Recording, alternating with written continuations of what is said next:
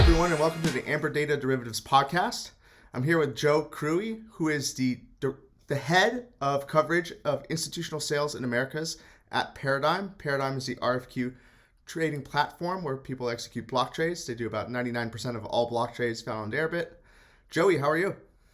I'm doing well. Thanks for having me on the podcast. I'm very, very happy to return the favor. Greg has been, for the viewers, Greg has been a great guest on the Paradigm podcast as well. So, and always love speaking to him. So very happy to be on. Thanks, Joe. I appreciate that. So I was thinking maybe we could dig in a little bit into your background for anyone who's sort of new to following you, and maybe people who are new to Paradigm in general. Maybe we could just get a brief description of your background and what you did before being crypto options space. Yeah, exactly. So in terms of how I got to Paradigm and crypto, so I was working, out of college, I worked at Deutsche Bank on their equity derivative sales desk in New York. And then after Deutsche Bank went over to London, worked at J.P. on their equity derivative sales desk. And effectively what I was doing was facilitating equity derivative transactions for hedge funds around the world. And most of my focus was kind of on what they call the vol arbitrage hedge fund world. So, guys, they're not trading derivatives for so much directional perspectives, but trying to capture, implied versus realized vol premiums or, correlations amongst asset classes. But in terms of how I got here, so while I was at JP Morgan in London, it was like during COVID, the depths of COVID, it was like late 2020, early 2021. It was obviously a tough time for everyone in the world, and everybody was bored, and I kind of fell down the crypto rabbit hole. Just really didn't, because I didn't have much to do. And, I took a specific interest, in the derivative side where I had expertise, and you did some research, and it was just pretty clear to me, like the amount of growth potential that was there. I kind of had this impression coming from a bank, like, oh yeah, like crypto's like a fairly new asset class. And this is a very naive perspective, new asset class, like derivatives, like there's no way this stuff actually exists. Like, this stuff's going to be trading like 5 balls wide. There's going to be no size. The order books are going to be very scarce. And it's going to be like something that exists, but not actually something that is like actually too meaningful to the market. Like, this is what I thought. But I was just like so wrong on like what was already actually out there. I did some research, like came across the Deribit exchange, and I started looking at some of these order books, and I was just like, oh my God, like there's stuff like 1 month, 25 delta sort of stuff that's like trading half a ball wide, and you have like a ton of size in the order book here. So I'm like, it kind of forced me to think like, oh wow, just because the banks are not involved in this doesn't mean like this is not actually a thing. So did that research, and then really kind of formed this view that, crypto derivatives are going to be a thing. It's going to start with vanilla options. And once you get liquidity there, then it's going to go into more the structured products world, which we're starting to see a little bit. And then the frontier markets of, I guess, exotic derivatives. And then, there's a few partners of Paradigm that are looking to build out this as well as this liquidity continues to develop. So that's how I got to Paradigm. Yeah, that's fantastic. I definitely want to jump into sort of the growth factors that you see coming into crypto options. Paradigm just had like a monster month in March. I love to touch on that. But before sort of jumping to the crypto side of the world, I still want to get a little bit more background. So you were saying you were working with hedge funds that are trading, delta neutral vol strats. Maybe for anyone who's sort of new to the TradFi side of the world, like, can you give a couple examples of some of the hedge fund clients, like what types of strategies that they would run? Maybe if you have any idea of like what kind of size or AUM does a fund like that have? Just some more like kind of color around that stuff.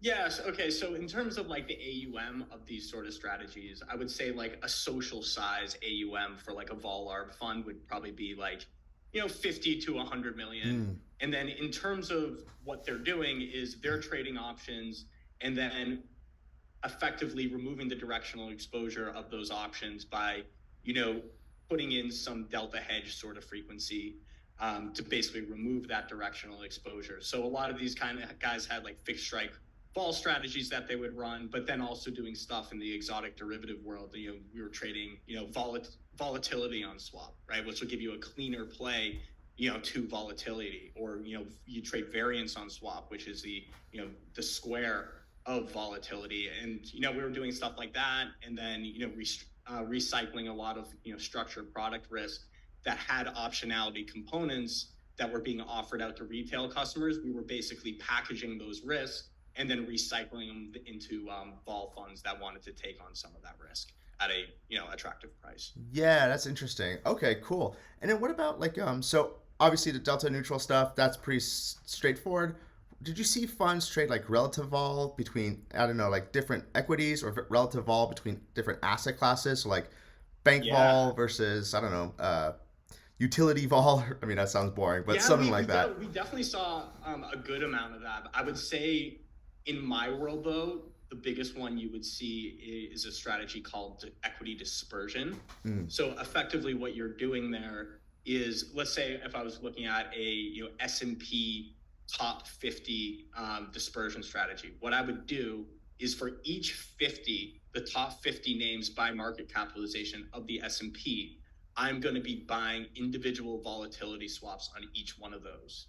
And then let's say my total Vega exposure through those single stock volatility swaps is 500k Vega, right? So as vol increases by 1 point, my P&L increases by 500k to put it simply. And then so they were buying volatility on the single names, and then they would sell volatility on the S&P index in the interesting. same size of 500k. So effectively, you're long volatility on the constituents of the S&P 500, but you're short volatility on the index. So in order to make money on that trade, what you need is all the individual underlyings kind of moving around a lot, but what you need is that there's offsetting in terms of price action where the S&P is not moving at all, right? So I guess like a basic example is, let's say S&P had two components, right? Let's say it had Google and Apple, right? Let's say Google went up 20% that day and Apple went down 20% that day. Well, on that day, S&P is flat because the plus 20 minus 20 Hmm. offset. But in reality, when you actually calculate the volatility of Google and Apple, those actually moved a lot. But so you make money on the long volatility swap, but you're short, but you make money on your short because S&P didn't actually move. Yeah, that's fantastic. So you're gamma scalping the individuals, nothing's happening on your hedge on the index. And then I Yes, guess that trade kind of goes sour when we have a, COVID situation, correlations go to one, and then exactly. yeah, very interesting. And I'm guessing, that's probably hard to replicate in the vanilla space because there's just so many options to deal with. That's why they reach out to a desk like JP Morgan or whatever, and then basically work to get sort of those positions on via exotic products. Is that the right thinking? Yeah, that's exactly right. So while there are guys that are executing these strategies in the fixed strike option space, so you let's say you're long a bunch of calls and the S&P constituents, and then you're short the S&P call. You introduce a lot of path dependency and number one, path dependency, but also number two, it's just difficult to manage. Every day you're kind of Yeah. rebalancing deltas on all of these. So effectively, what these guys like to do is they like to do these trades in the format of, say, a volatility swap, where they're going to get a much purer, cleaner exposure to the volatility of the assets. Yeah, interesting. And kind of just last question here, wrapping up. And I'm not sure if you have insights into this, but like a firm like that that's doing 50 million AUM on a strat like this, what are they aiming to make in returns? Like 20% per year, or you know, what is the type of Yeah, returns here? I would say in the vol world, 20% would be a pretty high pretty high hurdle rate. I would say honestly, probably closer to kind of 10 to 12, right? Yeah, And interesting. but it also kind of depends on the mandate of the strategy. As you mentioned here, right? If correlations go to one, you lose money, right? But Hmm. then there's also vol funds where their mandate is specifically tail hedge, right? So their mandate is okay, on bull market years, they'll be expected to kind of have drawdowns of, let's say, 5 or 6%. But then when things go really south and sour, they're going to be, and the rest of the market is tanking, they're expected to make quite a lot. So it really kind of just depends the mandate you're looking at. Yeah, that's really fascinating. I think I myself as a discretionary trader, 12% sounds really boring. I might as well buy T-bills. But so I think this is one of the things that's really interesting about crypto vol and delta neutral strats. I mean, crypto, this is an asset class that you have tokens doing 100x. If you make 20% on a delta neutral vol strategy, like you're not feeling like you're coming out ahead. Do you think that holds back crypto traders at all from doing delta neutral vol strategies? Is it like kind of a missed opportunity cost? Yeah, well, I think honestly that's probably part of the reason why like crypto derivatives have not really kind of taken off just yet is because like heck, why do I need leverage to Bitcoin or Ethereum if I can Hmm. just basically just get that leverage, through a shitcoin Yeah, yeah. effectively, right?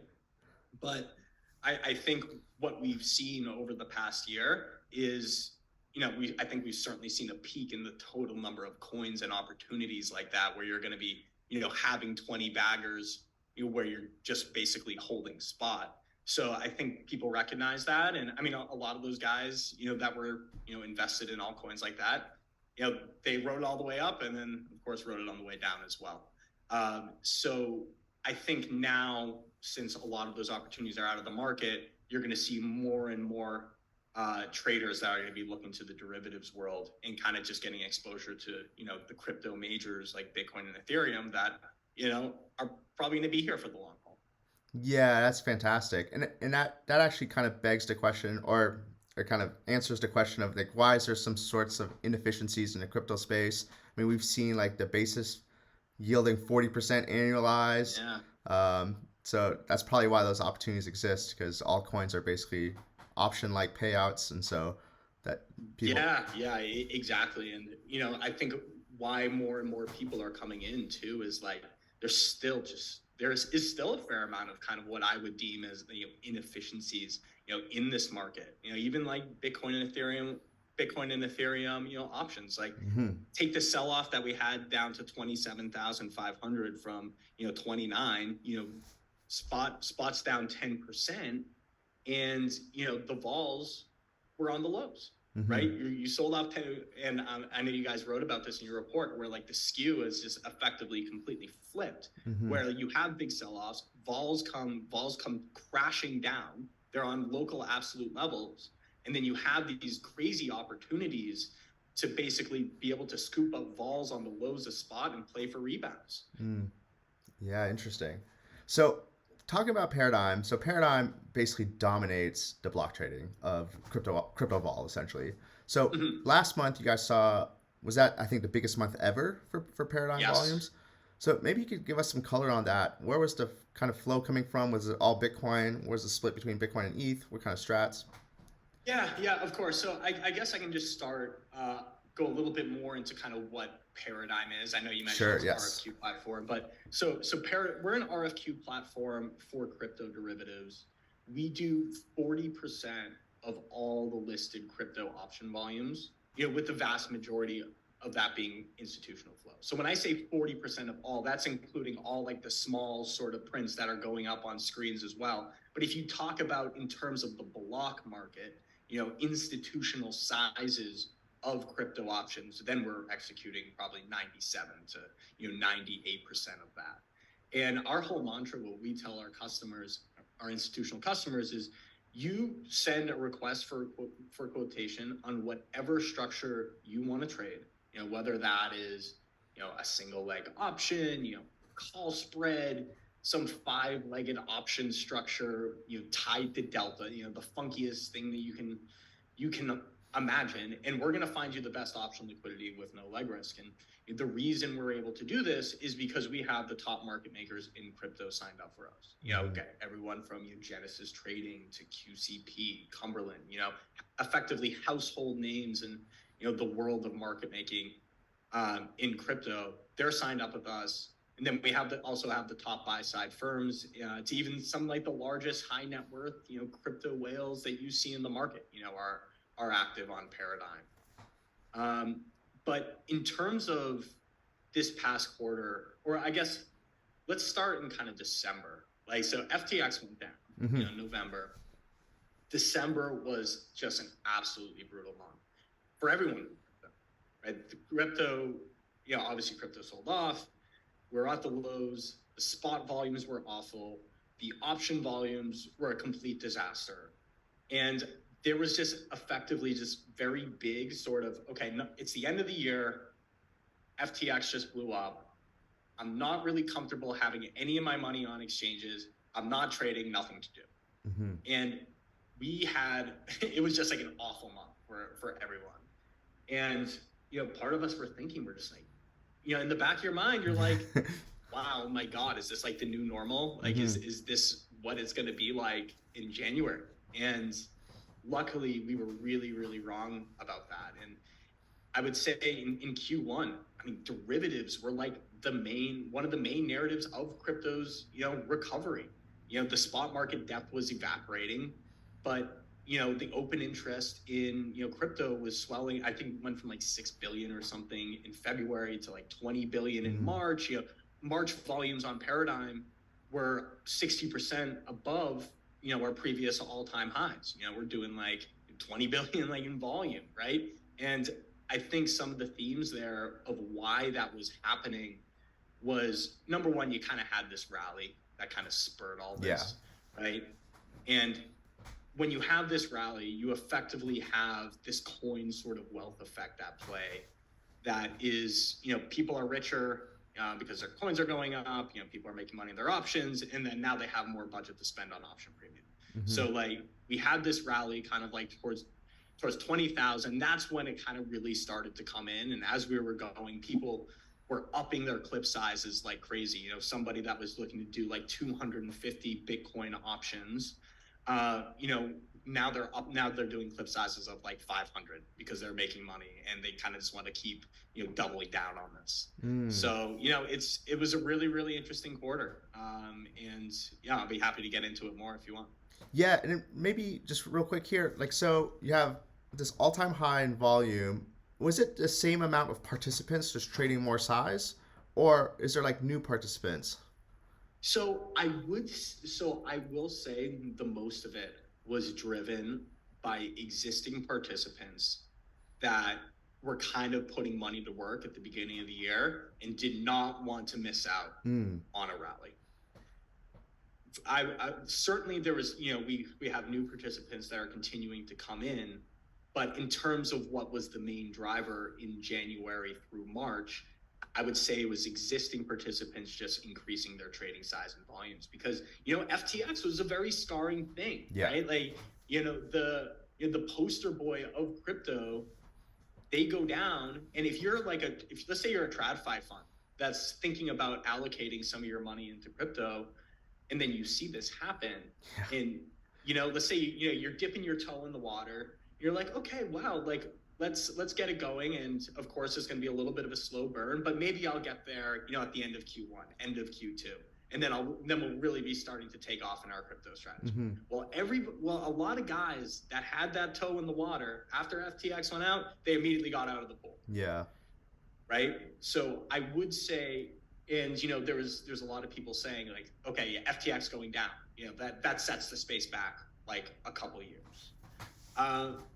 Given the quarter that we've had, I would say that timeline in terms of setback has probably come down a bit, and especially because the spot rally certainly helps as well. But like, no doubt that was a big setback, and I mean, a lot of it was kind of just existing guys just trading more. Yeah, interesting. How big is the ecosystem of active options traders on Paradigm?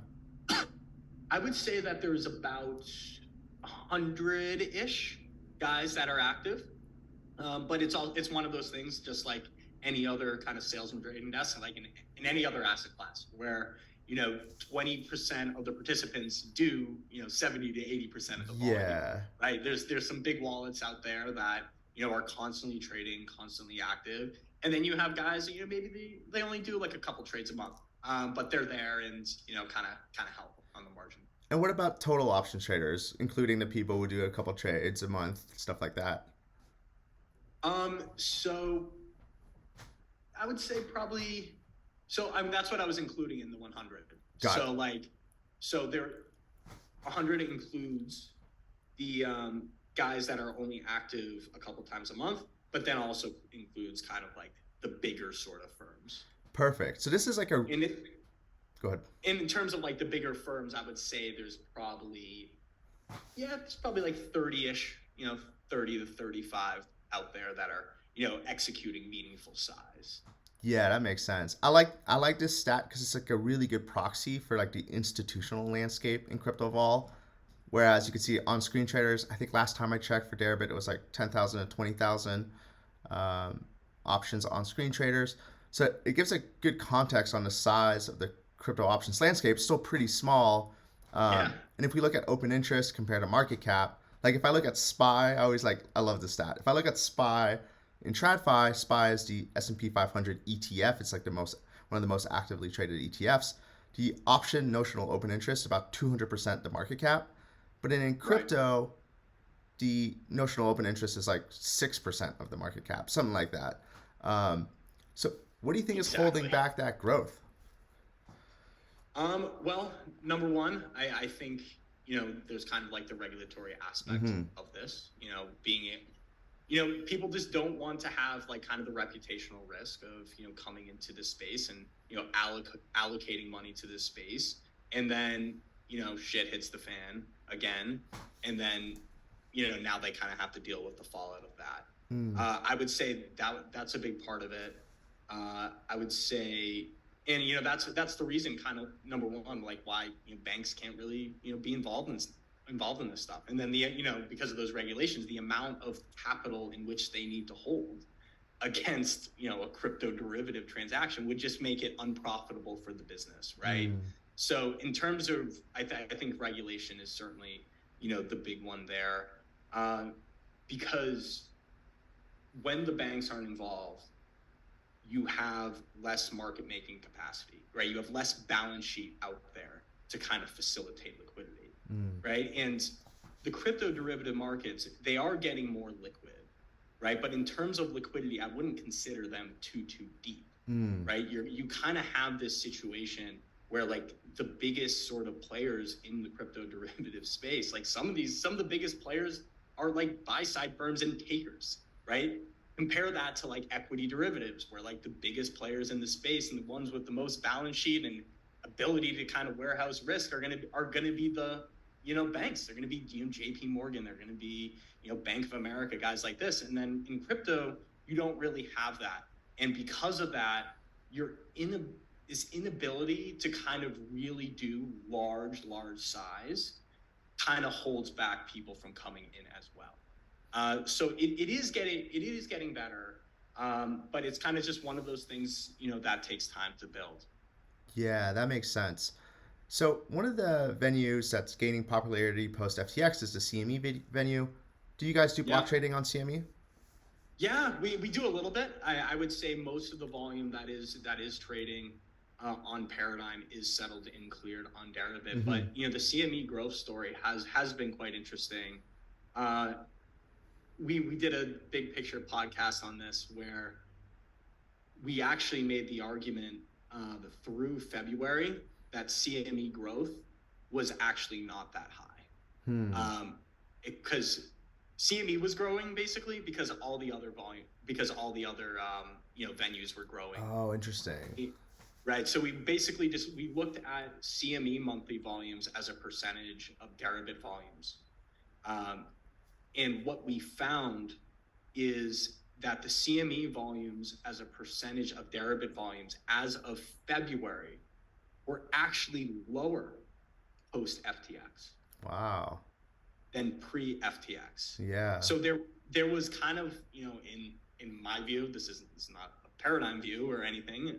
CME is a partner of Paradigm, where you have a lot of kind of marketing firepower around CME, where it's like, oh, okay, yeah, CME volumes are at all-time highs. This venue is really growing, and I'm talking specifically on the option side. I know on the future side, we're really going there.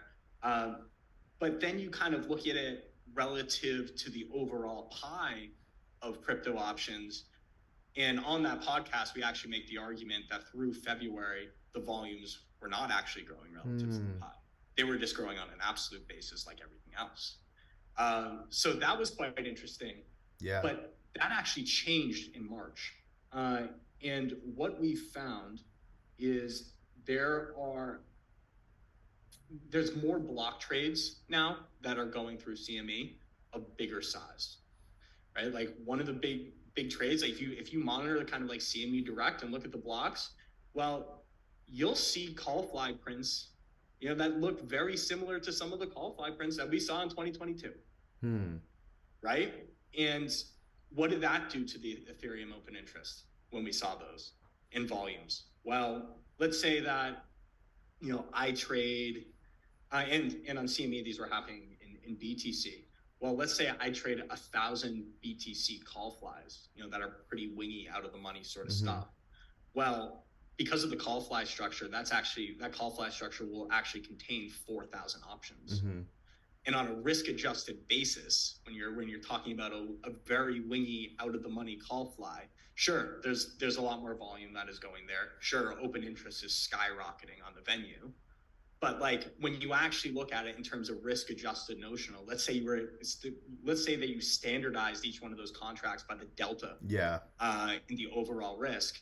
Well, it actually wouldn't, add too much at current spot levels. And of course, that will change if we rally. But we're kind of seeing more and more of those prints now, kind of going on to CME, and I think a reason for that is just diversification of counterparty risk. What happens when we have a rally like this? Well, when you have a rally like this, your exposure to that counterparty, especially if you're long upside, is implicitly increasing, right? I have more money on the exchange as my calls go closer to the money or in the money. So I think there's some risk management decisions that are happening at some of these players where they're like, okay, we have a lot of risk on Deribit at the moment, and this isn't me saying that Deribit is unsafe. We trust Deribit, but it's kind of one of these things where probably in the room people are like, look, we trusted FTX, we thought they were going to be fine, they weren't, right? So we need to diversify our counterparty risk. So I think that's what you're starting to see now in March, is people starting to do that more. But if you actually look at the increase in CME March volumes in open interest, most of the increase, or a significant part of the increase is actually driven by wingy call structures that are basically being back-to-back off of Deribit and onto CME. And what I mean by back-to-back is they're being unwound on Deribit and then reinitiated on the CME. So to the taker, they know risk that is identical, but they're effectively just moving the position. Yeah, that's really insightful. And real quick, just kind of from anyone who hasn't traded on Paradigm, can you just give a brief overview of like the minimum trade size for Deribit or for CME, and how is Paradigm paid? Do they charge a fee per trade to the customer? How does that work? Yeah, so in terms of the minimum size, so we are a block trading platform. So the max or the minimum number of contracts for BTC that you can execute would be 25 Bitcoin. That doesn't mean you need to have, to be clear, it's not like 25 Bitcoin a premium to spend, right? You can be buying, Bitcoin options that cost you, 1 basis point of premium in BTC, right? And then you would be able to do a trade in, 25 of those by only having 25 basis points of BTC.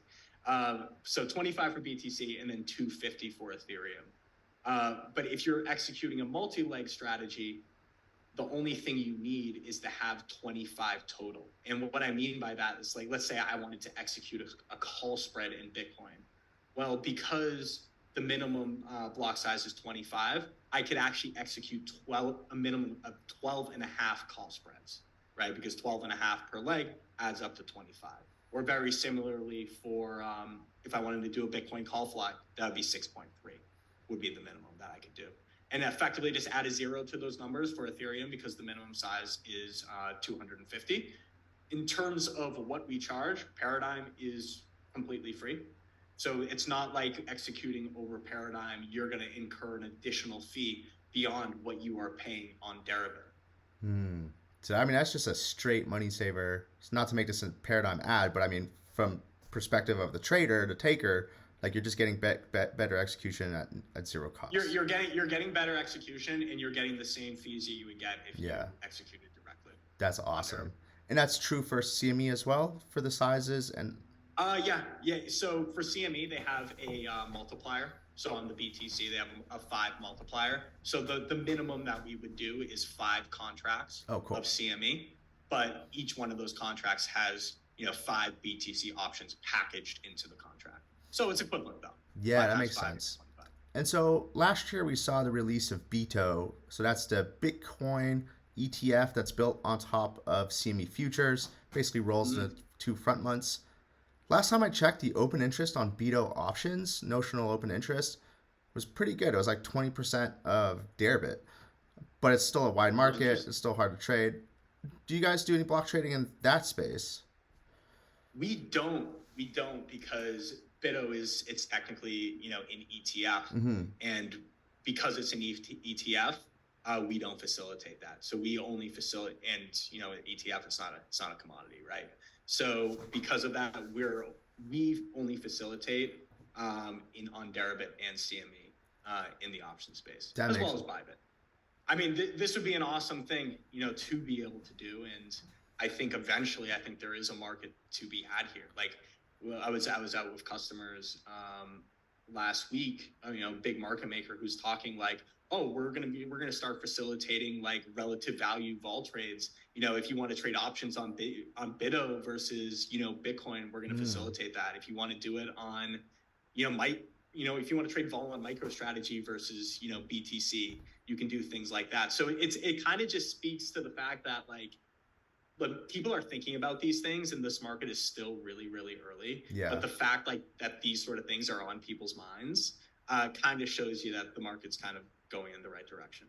Yeah, fantastic. You mentioned Bybit. So one of the insightful things about Bybit is that these are basically linear options, USDC based Mm-hmm. options versus Deribit, which has a inverse contract that they're built upon. What are you seeing there in terms of like differences in customer base or flows? Is Bybit gaining traction?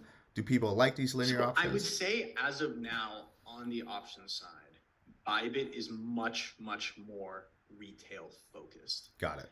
Uh, I think eventually it is a market that could potentially grow, but as of now, it's really most of the volume in institutional. Most of the institutional volume is really happening on Deribit. Uh, Mm. Bybit options as of now, just really there's like a few players that are active in it, but 97, 98% of the volumes are still coming from Deribit.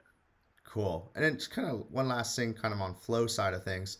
Yeah. Last week, I believe we saw that 25,000 uh, times call spread go. So that call spread that went up 25,000 times. Uh, Yeah, what were the strikes of that again? I I forget. I think it was 2,400 to 2,700, something like that. Yeah. Okay. Yeah. Thanks for jogging my memory.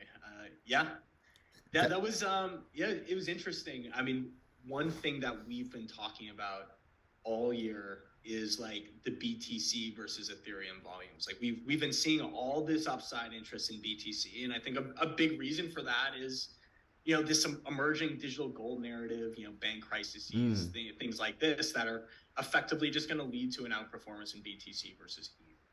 And because of these narratives at play, we've actually seen very, very little interest up until recently to actually play the upside in Ethereum. I think that 25K ETH call spread was like, I mean, granted the strikes were a bit, decently wingy, but like that was probably like one of the biggest upside trades we've seen all year. You yeah. compare that to last year, the Ethereum volumes that we were seeing on the upside, you wouldn't even really bat an eye, at this transaction. And I think it could have been one of these things where it's like, look, okay, Chappelle is out of the way.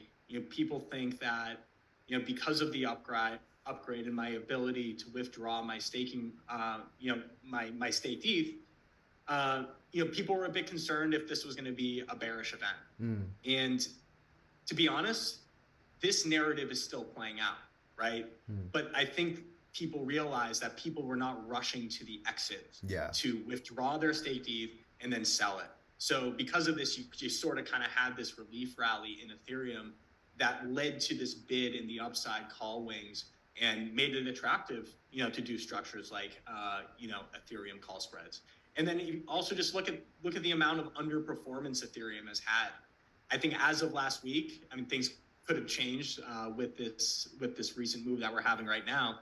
But as of last week, Ethereum was underperforming Bitcoin year to date by like 20%.